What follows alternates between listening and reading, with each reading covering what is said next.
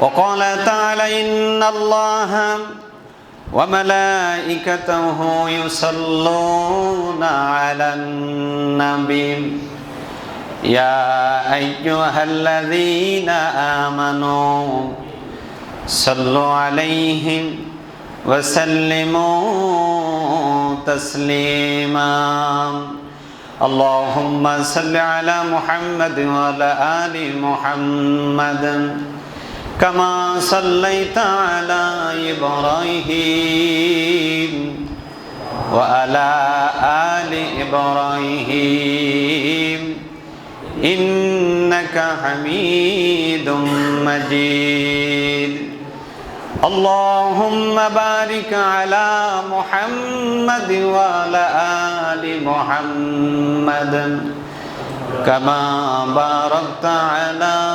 إبراهيم وعلى آل إبراهيم إنك حميد مجيد الحمد لله আল্লাহ পাকের দরবারে লাখ কোটি শুকরিয়া জ্ঞাপন করি যে মালিক আপনাকে আমাকে যাচাই বাছাই করে এই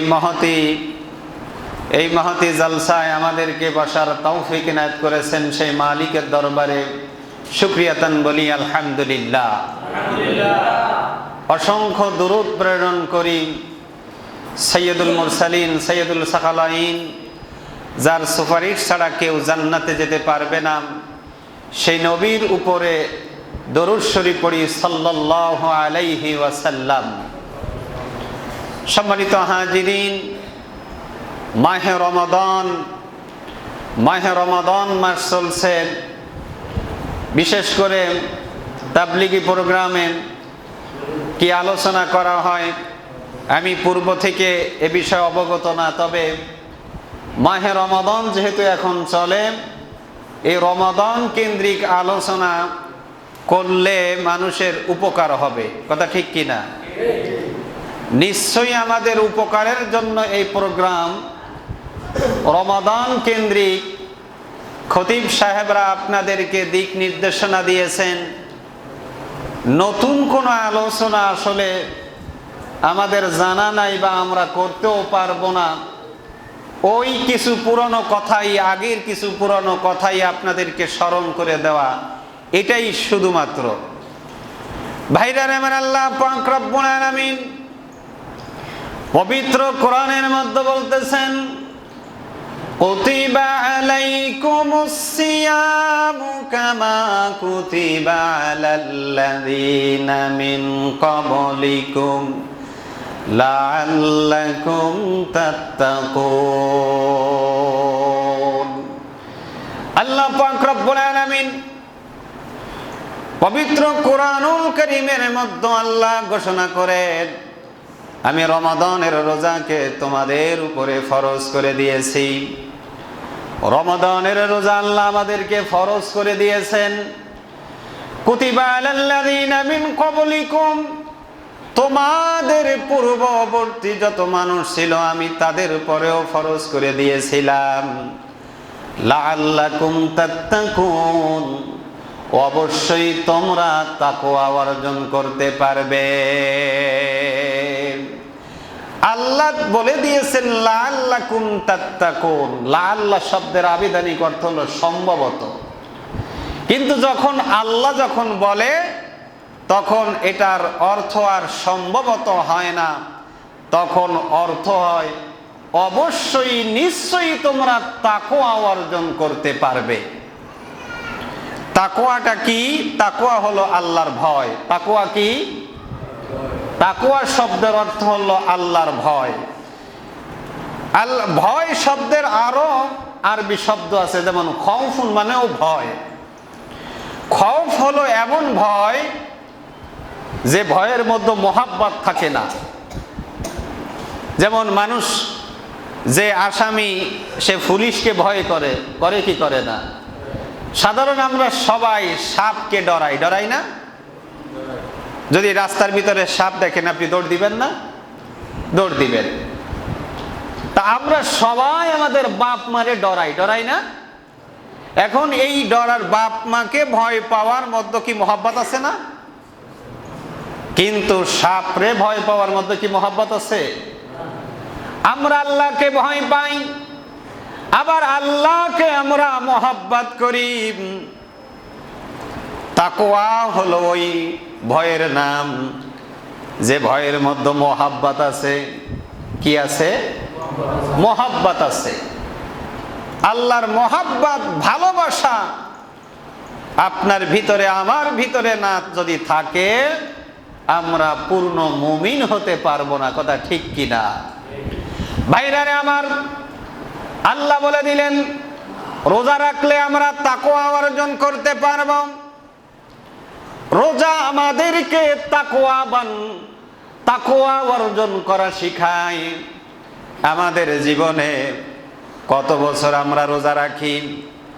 আমার বয়স যদি হয় 40 বছর, তাহলে রোজা রাখার বয়স হয়ে গেছে প্রায় 25 বছর বা 30 বছরের মতন।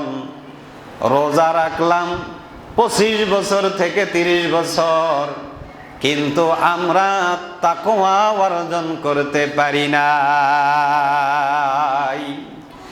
আমরা তাকওয়া অর্জন করতে পারলাম না। কেন তাকওয়া অর্জন করতে পারলাম না? যেভাবে রোজা রাখার দরকার ওইভাবে আমরা রোজা রাখতে পারি নাই। এ কারণে আমরা তাকওয়া অর্জন করতে পারি নাই।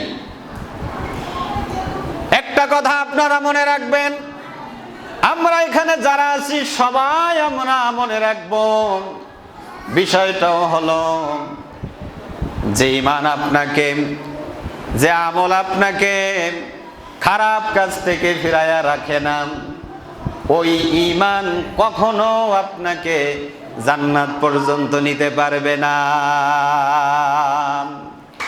ঈমানদার দাবি করি, খারাপ কাজ আমি ছাড়ি না, অহরহ আমার মধ্য থেকে খারাপ কাজ প্রকাশ পায়। যে ঈমান আপনাকে মসজিদ পর্যন্ত নামাজের জন্য আনতে পারে না, ওই ঈমান আপনাকে আল্লাহর জান্নাতেও কি নিতে পারবে না। এ কারণে তাকওয়া যদি আমি রমাদানের রোজার মাধ্যমে যদি আমি তাকওয়া অর্জন না করতে পারি, আমার জীবনটা ব্যর্থ হয়ে গেল।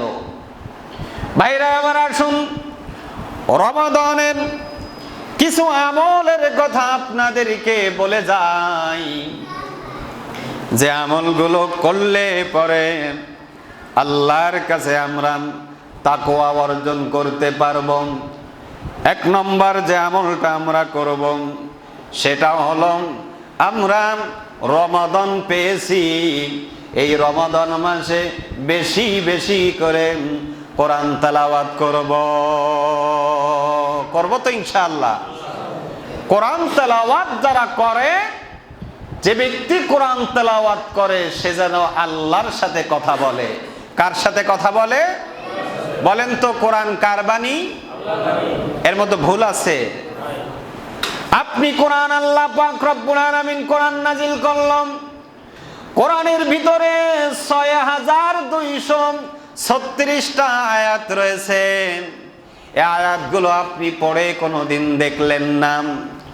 কত দুনিয়ার লেখাপড়া করলেন, কত নোবেল নাটক পড়লেন, অথচ যে আল্লাহ আপনাকে কোরআন তেলাওয়াত করার জন্য, এ কোরআন নাজিল করেছে পড়ার জন্য, আপনাকে পড়ার জন্য কোরআন দিয়েছে, আপনি কখনো কোরআন খুলেও দেখলেন না। আপনি কোরআনের মধ্যে হালাল আছে, হারাম আছে, এরপরে কোরআনের ভিতরে মুহকামাত আছে, মুতাশাবিহাত আছে, কিছু ঘটনা কিস্সা কাহিনী আছে, এগুলো আপনি কখনো আপনি দেখলেন না। কার পিছনে আপনি দৌড়ান? পবিত্র কোরআন আল্লাহ পাক রব্বুল আলামিন নাজিল করলেন, অথচ আপনি এই কোরআন কখনো পড়ে দেখার প্রয়োজন মনে করলেন না। আপনি কেমনে মুসলমান? কিসের দাবিতে আপনি মুসলমান দাবি করেন? মুসলমানেরা অধঃপতনের সবচেয়ে বড় কারণ হলো কোরআন থেকে মুসলমানেরা সবচেয়ে দূরে সরে যাওয়ার কারণে। যারাও কোরআন তেলাওয়াত করে তারা অর্থ জানে না, একদম পড়তেছে, কি যে পড়তেছে নিজেও জানে না।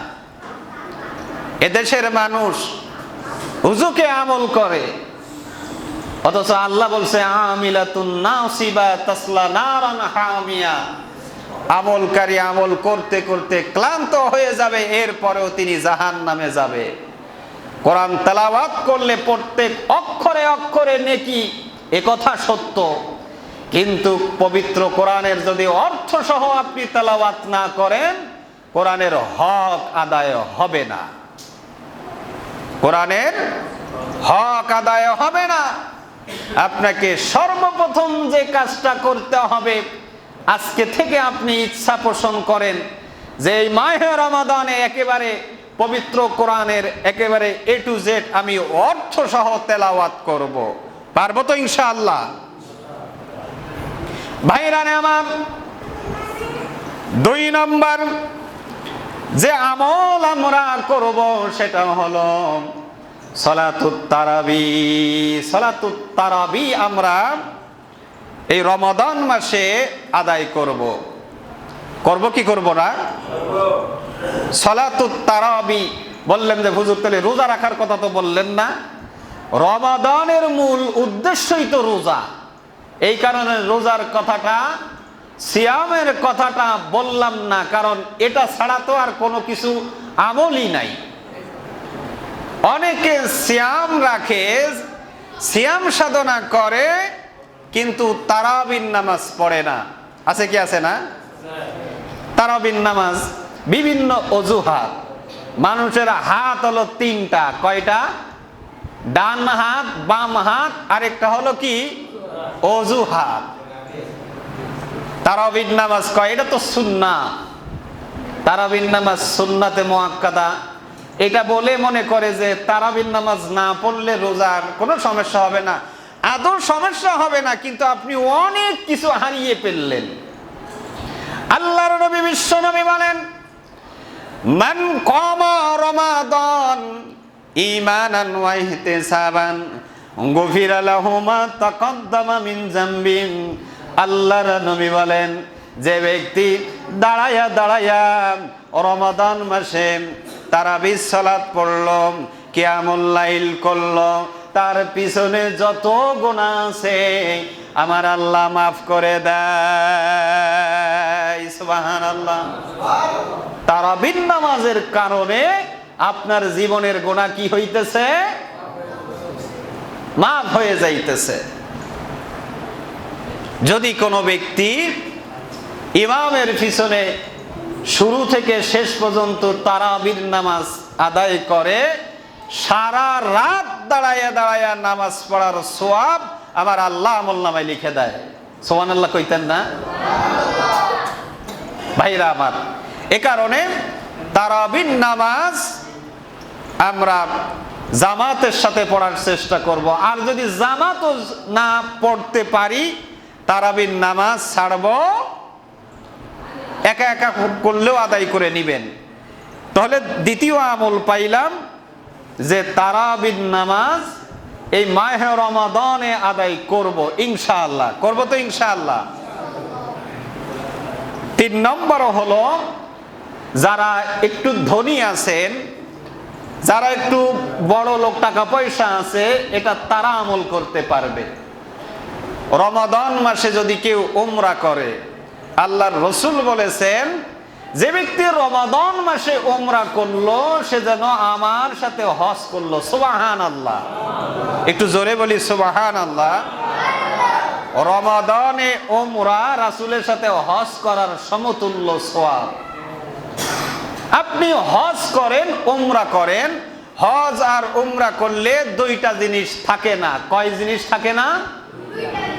যে 2 জিনিস সবারই দরকার, যে 2টা জিনিস এখানে যারা আছে সবারই দরকার। আল্লাহর নবী বলেছেন, যে ব্যক্তি হজ করলো, উমরা করলো, কয় জিনিস থাকে না? 2 জিনিস থাকে না। একটা হলো তার গুনাহ থাকে না। কি থাকে না? আচ্ছা বলেন, গুনাহ আমার জন্য না থাকে, আমরা চাই কি চাই না? সবাই চাই না? সবাই চাই, আমল করলেও চাই, আমল না করলেও আমরা চাই যে আমার যেন গুনাহ না থাকে। 2 নাম্বার হলো অভাব থাকে না। কি থাকে না? আচ্ছা, অভাব, আমার অভাব থাকুক আমি চাই, আপনি চান? কেউ চায় না। যে ভিক্ষা করে খায় সেও চায় না যে সে অভাবে থাকুক। সাধারণ মানুষ তো আমরা চাই না। তার মানে অভাব, আল্লাহ নবী বলেছেন যে হজ করে, উমরা করে, কয় জিনিস থাকে না? 2 জিনিস থাকে না। 1 নম্বর হচ্ছে তার গুনাহ থাকে না, 2 নম্বর তার কি থাকে না? অভাব থাকে না। তাহলে আপনি যদি রমাদানে আপনি উমরা করেন, রাসূলের সাথে হজ করার সমতুল্য সওয়াব পাইতেছেন, এরপরে আপনার অভাব থাকতেছে না, আপনার কোনো গুনাহ থাকতেছে না, আমল করা যাবে না ইনশাআল্লাহ? ইনশাআল্লাহ। এরপরে ইতিকাফ। এই ইতিকাফের এই আমলটা সমাজ থেকে উঠে যাওয়ার মতো। অথচ রাসূল সাল্লাল্লাহু আলাইহি সাল্লাম বলেছেন, যে ব্যক্তি আল্লাহর সন্তুষ্টির জন্য একদিন ইতিকাফ করলো, জাহান্নাম থেকে, তার মধ্য থেকে জাহান্নাম 3 খন্দক পর্যন্ত দূরে থাকে। অর্থাৎ ইতিকাফ করলে একদিনের জন্য 3 খন্দক পরিমাণ, আর 1 খন্দক হলো আসমান জমিন এর চাইতে দূরবর্তী জায়গা, 1 খন্দকের পরিমাণ। ইতিকাফ আমাদের দেশে করে দেখবেন 3 দিনের ইতিকাফ। বিভিন্ন মসজিদে দেখবেন যে 3 দিনের ইতিকাফ।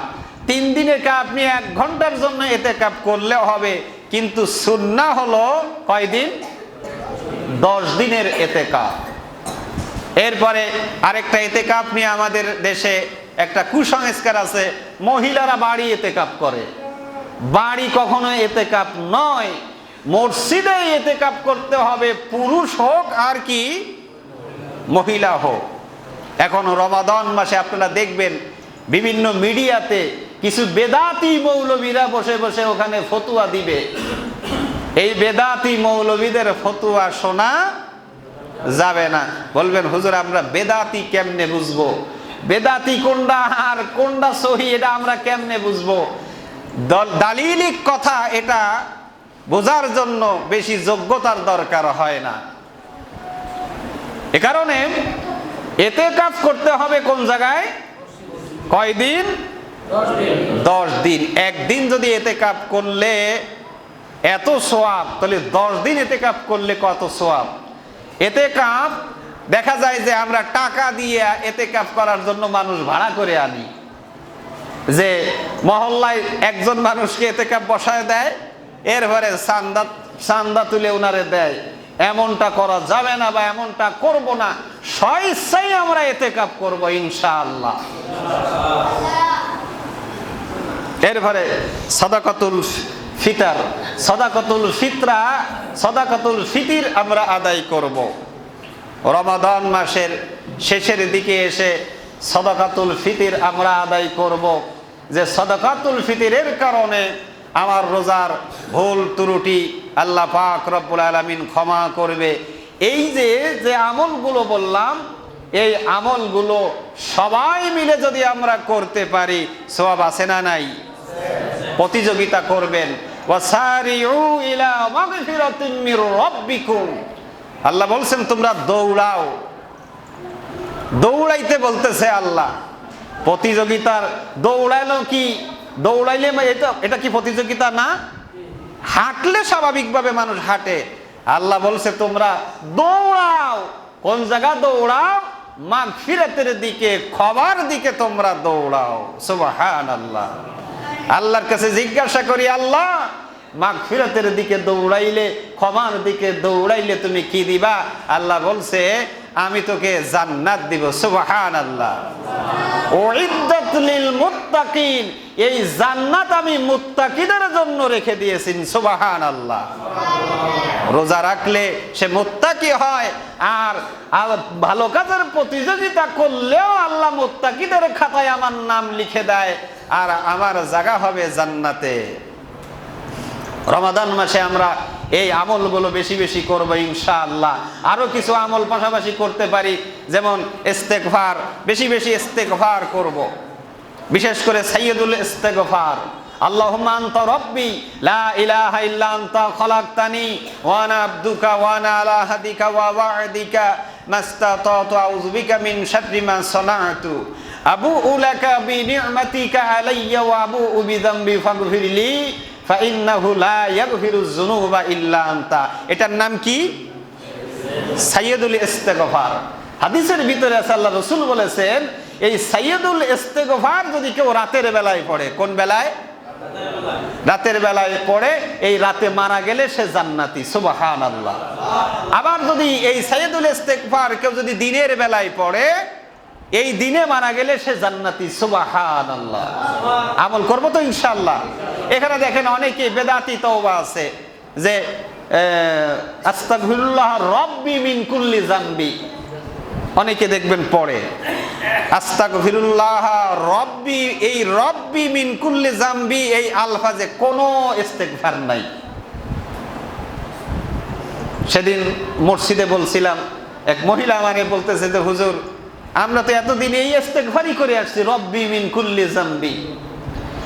আস্তাগফিরুল্লাহ রব্বি, এই আস্তাগফিরুল্লাহর পরে রব্বি মিন কুল্লি যামবি এই আলফাজে, এই সিস্টেমে কোনো তওবা নাই। তাহলে আছে কি? সংক্ষিপ্ত তাওবা হলো আস্তাগফিরুল্লাহ। সংক্ষিপ্ত তাওবা কি? আস্তাগফিরুল্লাহ। এরপরে যদি মনে করেন যে আমি আর একটু বাড়াবো, তাহলে আস্তাগফিরুল্লাহ হাল্লাযী, কি হবে? ওই রব্বির জায়গায় কি হবে? হাল্লাযী। আস্তাগফিরুল্লাহ হাল্লাযী লা ইলাহা ইল্লা হুয়াল হাইয়ুল কাইয়্যুম ওয়া আতুবু ইলাই। এই ওয়া আতুবু ইলাই এখানে ব্রেক।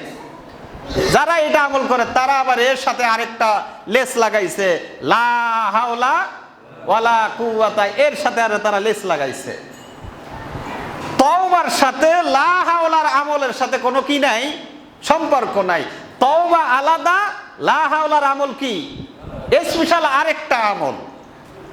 যদি কেউ লা হাওলা ওয়ালা কুওয়াতা ইল্লা বিল্লাহিল আলিয়্যুল আযীম, যদি এই আমলটা যদি কেউ করে, রাসূল সাল্লাল্লাহু আলাইহি ওয়াসাল্লাম বলেছেন এই আমলটা হলো আল্লাহর খাজানা পাওয়ার আমল। সুবহানাল্লাহ।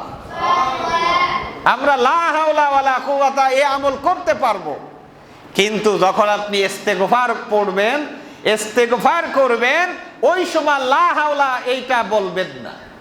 মনে থাকবে তো ইনশাআল্লাহ? আশা করি আপনারা বলেন না, তারপরও আপনাদেরকে স্মরণ করে দিলাম। এরপরে বেশি বেশি আমরা জিকির আজগার করব। জিকির আজগার বলতে ওই যে সবাই একসাথে বসে পাতলা জিকির, হালকা জিকির, এরকমের জিকির না। সব কাজে সব হালতে জিকির আছে। আপনি মসজিদ থেকে বের হবেন, এখানেও কি আছে? জিকির আছে। জামা গায়ে দিবেন, এখানেও কি আছে? জিকির আছে। ভাত খাবেন, ওখানেও কি আছে? প্রত্যেকটা আমলে আমরা এই যে মাসনুন দোয়া, এই জিকির আজগার গুলো আমরা অবশ্যই আমল করব ইনশাআল্লাহ। বেদাতি আমল ছেড়ে সহি আমল করব। আল্লাহ পাক রব্বুল আলামিন আমাদেরকে সহি বুঝদান করুক। সবাই বলেন আমিন।